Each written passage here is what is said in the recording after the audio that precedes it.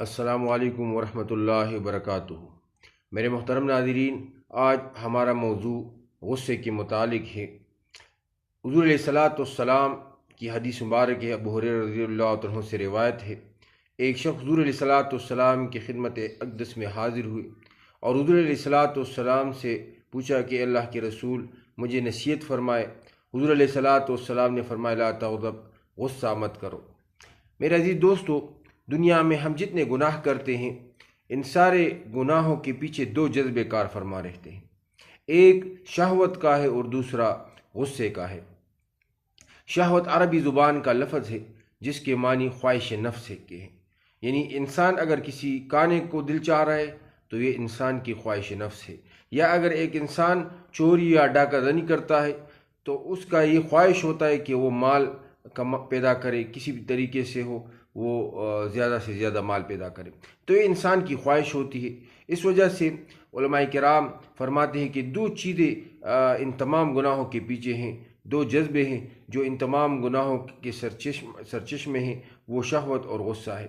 غصہ یہ بھی ایک فطری عمل ہے، لیکن میرا عزیز دوستو، اللہ جل جلالہ نے چونکہ ہر انسان میں غصے کا مادہ رکھا ہے، اور غصہ ہونا بھی چاہیے، کیونکہ انسان کو اپنے اہل و عیال کا، اپنے بچوں کے دفاع کے لیے اور کسی بھی موقع پر دین اسلام پر غیرت کے لیے غصہ کا ہونا ضروری ہے۔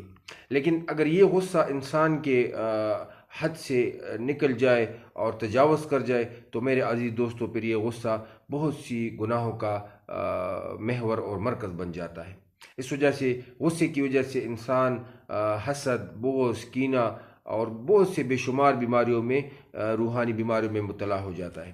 اس وجہ سے میرے عزیز دوستو، سب سے پہلے اگر آپ دیکھیں، اگر انسان غصہ کرتا ہے اور غصے کی وجہ سے انسان میں دوسرے انسان کے پر غصہ آ جاتا ہے، تو وہ اگر انسان اس سے ماتحت ہو تو وہ اس کو گالی بھی دے گا، وہ اس کو تھپڑ بھی مارے گا، وہ اس کو ناحق قتل بھی کرے گا، کیونکہ اس میں غصہ ہے اور وہ اس کے ماتحت ہے۔ تو اس وجہ سے انسان اپنے اس غصے کی وجہ سے بہت سے لوگوں کو تکلیف دیتا ہے۔ حالانکہ اسلام میں حضور علیہ السلام کی تعلیمات واضح ہیں، سباب المسلم فسوق و قتالہ کفر، مسلمان کو گالی دینا یہ فسق و فجور ہے، گناہ ہے، اور اس کا قتل کرنا یہ کفر ہے۔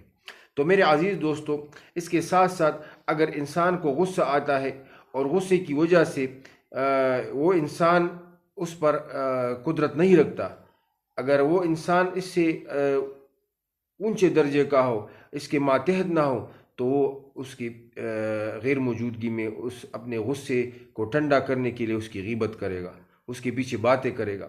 تو یہ بھی بغض رکھنا، غیبت کرنا، یہ بھی غصے کی وجہ سے ہوتے ہیں۔ اس کے ساتھ ساتھ اگر ایک انسان کو راحت اور سکون مل جائے اور اس کو اس پر غصہ آتا ہو تو وہ اس کے ساتھ پھر حسد کرے گا اور پھر تمنا کرے گا کہ کاش یہ مال و دولت، یہ سب کچھ اس سے چھن جائے۔ اس لیے میرے عزیز دوستو، انسان کے جتنے گناہ ہوتے ہیں، جتنے گناہ سرزد ہوتے ہیں، تو یہ سارے غصے کی وجہ سے ہوتے ہیں۔ اس کے ساتھ ساتھ میرے عزیز دوستو، گناہوں کے دو سرچشمے جو شہوت اور غصہ ہے، اس وجہ سے یہ دونوں گناہ عظیم گناہ ہیں، یہ دونوں چیزیں بہت بڑی ہیں، کیونکہ یہ بہت سے گناہوں کا سرچشمہ ہوتے ہیں۔ لیکن ان میں فرق یہ ہے کہ اگر شہوت ایک ایسی گناہوں کا ایک ایسا سرچشمہ ہے کہ اگر انسان سے اس بنیاد پر گناہ ہو، سرزد ہو، تو اس کی وجہ سے یہ گناہ انسان اگر توبہ طائب ہو تو اللہ جل جلالہ اس کو معاف کر سکتا ہے۔ لیکن اگر ایک انسان غصے کی وجہ سے گناہ ان سے صادر ہو جائے تو اس کی وجہ سے وہ انسان کے گناہ معاف نہیں ہو سکتے جب تک وہ بندہ اس کو معاف نہ کرے۔ اللہ جل جلالہ دوسروں کے گناہ اس طرح معاف نہیں فرماتے۔ اس وجہ سے میرے عزیز دوستو، انسان اگر اپنے غصے پر قابو پائے تو اس غصے پر قابو پانے کی وجہ سے اللہ جل جلالہ کی جانب سے بھی ایک عظیم بدلہ انسان کو ملتا ہے۔ حضور علیہ السلام کی ایک حدیث مبارک ہے، حضور علیہ السلام نے ایک دفعہ حضور علیہ السلام نے فرمایا کہ اللہ جل جلالہ اپنے ملائک سے فرماتے ہیں کہ میرا بندہ قیامت کے روز جب اعمال کا حساب کتاب ہوگا تو ایک بندے کے متعلق اللہ جل جلالہ اپنے ملائک سے استفسار کریں گے کہ میرے اس بندے کے اعمال نامے میں کتنی نیکیاں ہیں، کتنے اعمال ہیں۔ حالانکہ اللہ جل جلالہ کو معلوم ہے، لیکن اتمام حجت کے لیے اور اس کے ساتھ ساتھ لوگوں کو بتانے کے لیے کہ اللہ جل جلالہ کے ساتھ کیا معاملہ کرنے والے ہیں، تو میرے عزیز دوستو، ملائک فرمائیں گے کہ پروردگار، اس کے اعمال نامے میں تو اتنی نیکیاں زیادہ نہیں ہیں، نوافل نہیں ہیں، اور ذکر و اذکار اور اعمال اتنے نہیں ہیں، لیکن ایک عمل ہے جو یہ اپنی زندگی میں کرتا تھا، اور وہ یہ کہ جب یہ کسی انسان کے ساتھ کوئی معاملہ ہو جاتا تھا اور کسی بھی قسم کی لین دین ہوتے تو اس پہ غصہ نہیں ہوتے تھے۔ تو اللہ جل جلالہ فرمائیں گے اپنے ملائک سے کہ یہ میرے بندوں کو معاف فرماتے تھے، اس لیے میں اللہ اس دن جو کہ بہت بڑا دن ہے، قیامت کے دن ہے، اور اعمال کا حساب کتاب ہے، میں اپنے بندے کو معاف کرتا ہوں۔ تو میرے عزیز دوستو، ہمارے اکابر، مشائخ، بزرگان دین اور فقہا جتنے گزرے ہیں، صحابہ کرام، انہوں نے اپنے اعمال سے اپنی زندگی کے مختلف مواقع پر غصے پر قابو رکھنا اور اس پر امت کو ایک تعلیم دی ہے۔ آپ تاریخ کے اوراق الٹائے اور دیکھے، حضرت عمر فاروق رضی اللہ عنہ نے ایک دفعہ مسجد نبوی کے سامنے عباس کے گھر پر ایک پرنالہ لگا ہوا تھا چھت پر، تو اس پرنالے کی وجہ سے لوگوں کو تکلیف تھی۔ حضرت عباس رضی اللہ عنہ کہ گھر کا وہ پرنالہ چھت کا حضرت عمر رضی اللہ عنہ نے اپنے دور خلافت میں وہ ہٹایا۔ تو حضرت عباس رضی اللہ عنہ جب آئے تو انہوں نے عمر رضی اللہ عنہ سے فرمایا کہ آپ نے یہ پرنالہ ہٹایا؟ تو انہوں نے ہاں۔ تو حضرت عباس نے فرمایا کہ یہ تو حضور علیہ السلام کی اجازت سے اور حکم سے یہاں پر لگا تھا، حضور علیہ السلام نے لگایا تھا۔ تو حضرت عمر رضی اللہ عنہ بہت خفا ہوئے اور انہوں نے حضرت عباس رضی اللہ عنہ سے فرمایا کہ آپ اب میں خود اس پرنالے کو لگاؤں گا۔ تو وہ عباس نے فرمایا کہ نہیں جی، میں کسی کے ذریعے لگا لوں گا۔ حضرت عمر رضی اللہ عنہ نے فرمایا یہ نہیں۔ وہ رکوع میں کھڑے ہو گئے اور حضرت عباس نے سے فرمایا کہ آپ میرے کمر پر چڑھ جائے اور یہ پرنالہ اپنی جگہ پر لگائے۔ تو یہ خلیفۃ المسلمین تھے اور انہوں نے وہ غصہ وہ ختم کیا اور وہ پرنالہ اپنی جگہ لگا۔ اس طرح علی رضی اللہ عنہ کے متعلق آتے ہے کہ ایک دفعہ ایک منافق نے حضور علیہ السلام کی شان میں گستاخی کی، تو اس یہودی کو اس نے زمین پر دے مارا، اس کو کے سینے پر چڑھ گئے، تو اس یہودی نے حضرت علی رضی اللہ عنہ کے چہرے مبارکہ پر تھوکا، تو حضرت علی فوراً اس کے سینے سے ہٹ گئے، اٹھ کھڑے ہوئے۔ کسی نے پوچھا کہ یہ کیوں؟ تو اس نے کہا کہ پہلے میں اللہ اور اس کے رسول کے لیے غصہ کر رہا تھا، اب یہاں پر میری ذات کے متعلق بات آ گئی، اس نے میرے چہرے پر تھوکا ہے، اس لیے اگر میں اس سے بدلہ لوں گا تو اس میں میرا غصہ بھی شامل ہو جائے گا۔ تو میرے عزیز دوستو، اس کے ساتھ ساتھ ہمارے فقہا خصوصاً امام ابو حنیفہ رحمۃ اللہ علیہ، وہ بھی بہت بڑے فقیہ گزرے ہیں، اور ہماری جتنے ہم مسائل اور ہمارے فقہ کے امام ہیں ان کے مسائل کے پر ہم عمل کرتے ہیں، تو وہ بہت بڑے فقیہ تھے۔ اس زمانے میں ان کے حاسدین بھی بہت تھے۔ امام ابو حنیفہ رحمۃ اللہ علیہ وہ شخصیت ہے کہ جنہوں نے عشاء کی وضو پر فجر کی نماز پڑھی تھی، اور تقریباً 40 سال تک ایسی ہستی۔ ایک دفعہ راستے میں جا رہے تھے گھر پر، تو ایک آدمی، ایک حاسد آپ کو گالیاں دے رہا تھا اور آپ کے ساتھ بدتمیزی فرما رہا تھا۔ تو حضرت امام ابو حنیفہ رحمۃ اللہ علیہ جب راستے میں جا رہے تھے اور آپ کا گھر قریب آ گیا، تو آپ کھڑے ہوئے اور اس شخص سے کہا کہ اگر آپ اور بھی مجھے گالی دینا چاہے تو دے دے، کیونکہ میرے گھر کا دروازہ قریب ہے، اب میں گھر جاؤں گا۔ تو یہ ہمارے فقہا کا، ہمارے صحابہ کرام کا، ہمارے بزرگان دین کا وتیرہ اور عمل تھا۔ انہوں نے دین اسلام کے لیے غصہ کیا ہے، اور حضور علیہ السلام فرماتے ہیں من عاطى للہ ومن علی اللہ، و